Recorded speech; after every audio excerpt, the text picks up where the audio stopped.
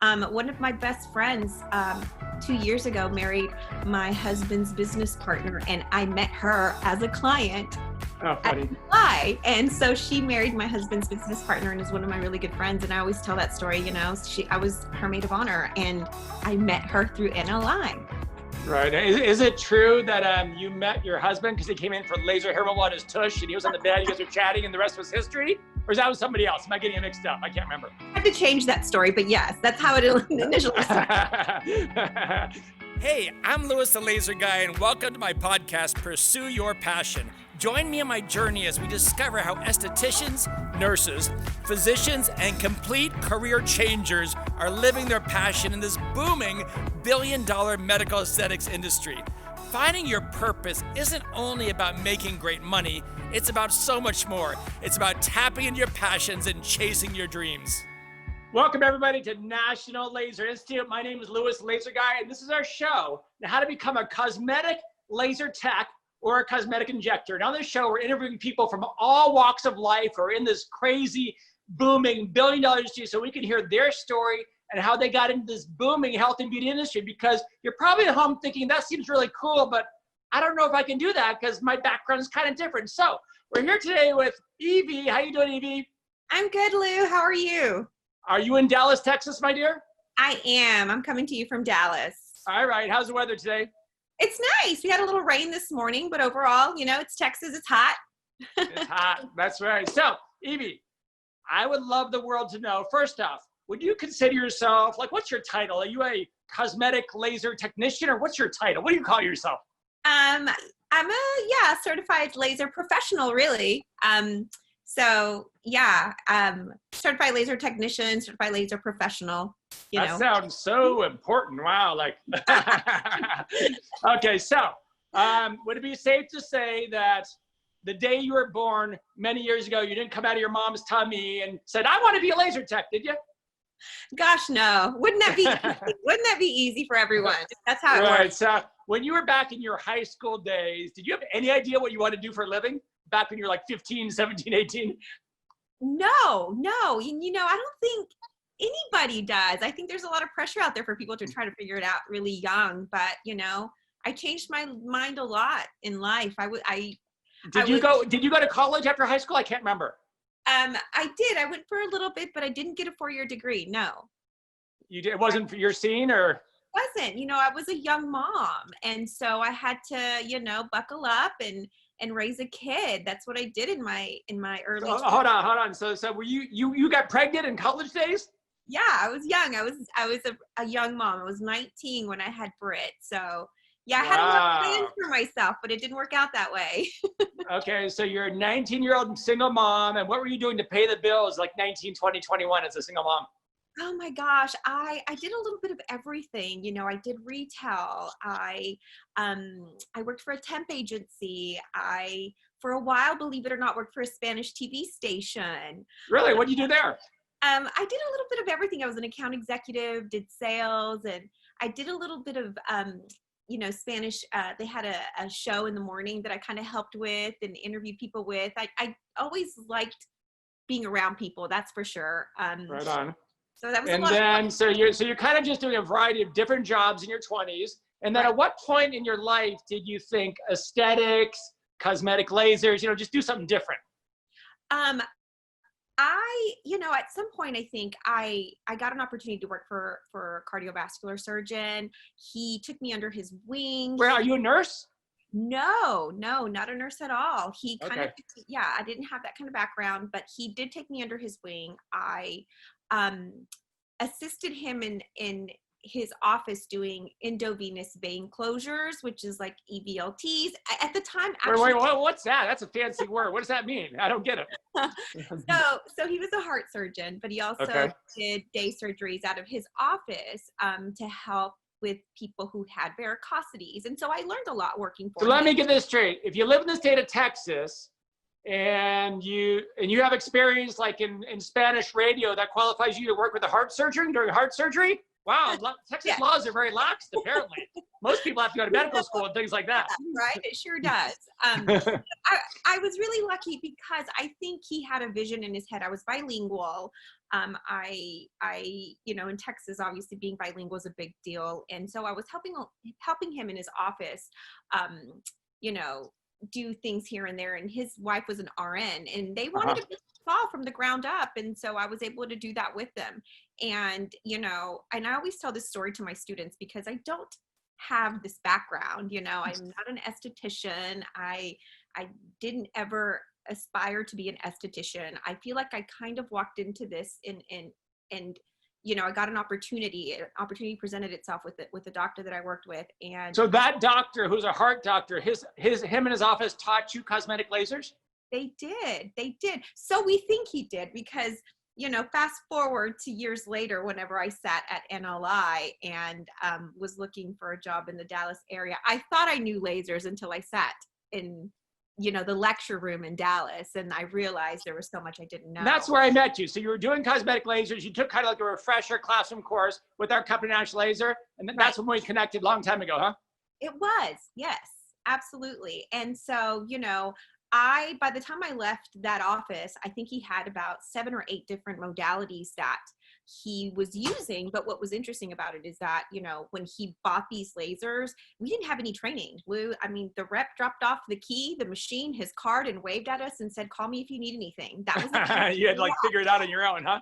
Yeah, it really was.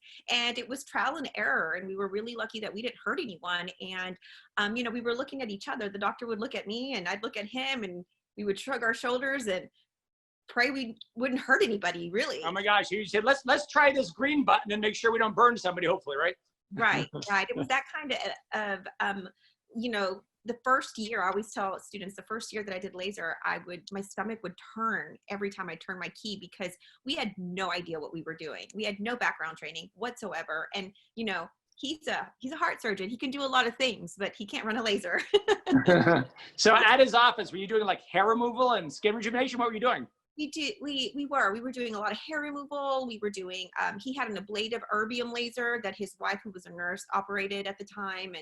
And we were doing injectables. We had a body contouring device. We had an aesthetic, facials, chemical peels, all of those things. And so, we had a great running business and, he was very successful. It was a semi-small town and he did really well.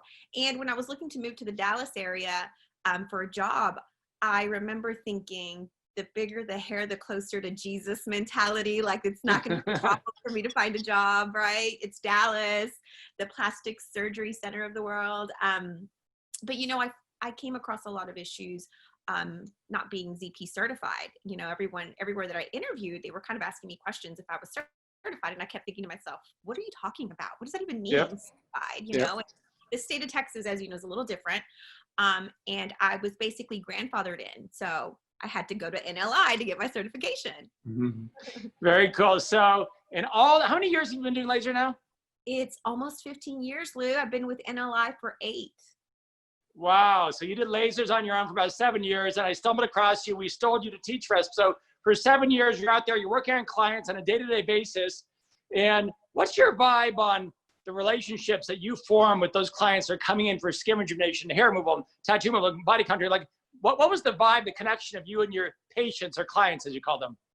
It's very much a relationship industry, and that's something that I realized very early on. And I realized that these relationships meant so much more than just me doing hair removal on my clients. It was a lot more than that. And I think that what brought them to me was the laser part, but the longevity of our relationship was just the friendships that we had, just being built on seeing these people every month, every couple of weeks. And so one of my best friends 2 years ago married my husband's business partner, and I met her as a client. Oh, funny. And so she married my husband's business partner and is one of my really good friends. And I always tell that story, I was her maid of honor, and I met her through NLI. Right. Is it true that you met your husband because he came in for laser hair removal on his tush and he was on the bed, you guys were chatting and the rest was history? Or is that with somebody else? Am I getting it mixed up? I can't remember. I had to change that story, but yes, that's how it initially started. For all those singles out there wondering about different careers, there's all types of benefits for these careers, right? Absolutely, yeah. You won't let me tell that story. So for people out there considering a new career, maybe they're an esthetician or cosmetologist or nurse, or maybe they work for a heart surgeon like you did, or a radio station or a real estate agent, or maybe they have no correlation to health and beauty at all, but they like this stuff. They dig this stuff. It's fun. It's exciting. And they like the idea of making somebody look pretty and building their confidence. Like, what kind of advice would you have for somebody that's kind of contemplating this world of aesthetics? My advice to you is just do it. Life is too short. I think that if you're not doing something that you love, then, it's not going to be meaningful to you at the end of the day, especially, when you look at things that are happening now, and you look back on things and it's shoulda, coulda, woulda, I guess. I don't regret this at all. I think I've done a lot of things in my life, but there's nothing more, I don't know. I get so much more out of, being in this industry, teaching, meeting so many different people, that I don't think I've ever had a job where I actually thought it was a job, It doesn't feel like work. And that's the point. That's the kind of passion that you need to find, is it doesn't feel like work ever. Now, I know you know a lot of estheticians in the state of Texas, and you also know a lot of laser techs who are not estheticians. Do you feel that the background is important to be laser tech? Like, do you need to be an esthetician or a nurse or something health and beauty, or does it not matter? What's your honest 2 cents on that topic? And I come from it.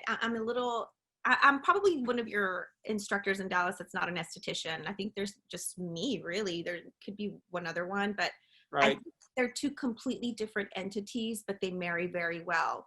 I didn't have that aesthetic background, but coming into the laser world and having NLI as a foundation prepared me for the aesthetic side of this industry, I guess I should say. But, I never, ever felt like I wasn't qualified to walk into an office and run a machine because I didn't have an aesthetic background. Did you ever think to yourself, like, maybe I should get an aesthetic license also in addition to your laser license, or no?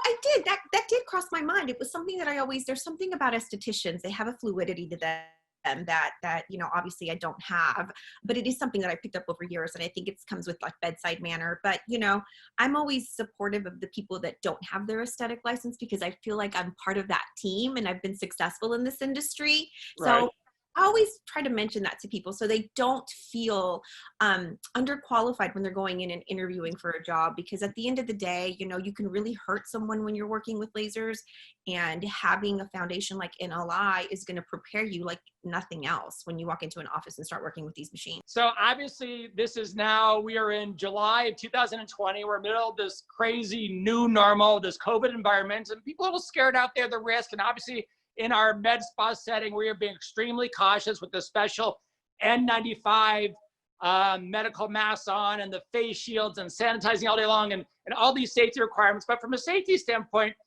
give me and the world your 2 cents on where does your mind go? Do you feel it's a safe environment to go work in a doctor's office and med spa right now, providing you have the protective gear on? What's your thoughts? I think that all of this stuff with COVID is going to change the way we do a lot of things. And I think it's not going anywhere. It's basically going to be our new normal. And the sooner we accept it, the sooner we can find our own normalcy in this pandemic, And I have gone to several doctor's appointments in the last couple of months, and, it's just what we do now. It's to be expected. I get my temperature checked at the dentist office, and go about my business. And, I just know things are going to be a little different. I think in the beginning, figuring it out is difficult, but now even with NLI, we started our courses already. Being there the first course was a little intimidating, figuring out how this was all going to work, Lou, but it all makes sense. I felt safe. I felt good. My clients felt safe. And, I was a little nervous and wondering how my clients were going to respond to waiting in their car, getting their temperature changed. But you know what? no one's complained. It's just what it is. You know, they're doing it at all their other doctors' offices. And I feel safe. Absolutely. I think that as long as we keep doing what we're doing and protecting, you know, students, staff, clients, that this is just going to be already normal. You know, I actually feel safer in my own business environment, knowing that every single person has these fancy masks and face shields and sanitizing, than I do walking to Whole Foods shopping, walking by. Some people aren't wearing masks and some are, and not quite as much protection and a lot of things going on. I feel safer in my own business than I do just going through a Starbucks drive-through. Absolutely. You know, I know that we're wearing the correct mask. You know, I know we've got the shields. I know that we're taking temperature of everybody around us. There is a sense of normalcy that happens after a couple of days when you're around it. And now I just don't think about it. It is what it is. And even when I'm home or I'm going to the store, I find that I'm wearing my mask in my car and I forget to take it off. Wearing it is just becoming normal, you know? You know, I mean, a lot of our clients say, you guys are almost over the top. You're almost being too careful. We're almost annoying some people. Like, I know I probably annoyed you before the Zoom call. I made you take your temperature before we talked, and we're 6,000 feet away, but I'm just being extra cautious. So you get it, right?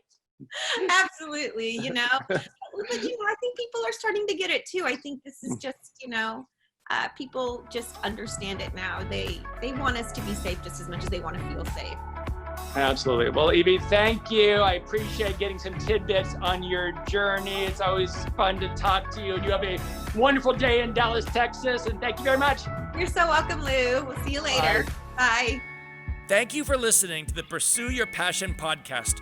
Are you interested in learning more about the medical aesthetics industry? Well, feel free to visit us online at nationallaserinstitute.com or connect with us on Facebook or Instagram. I'm Louis the Laser Guy, and we'll see you next week.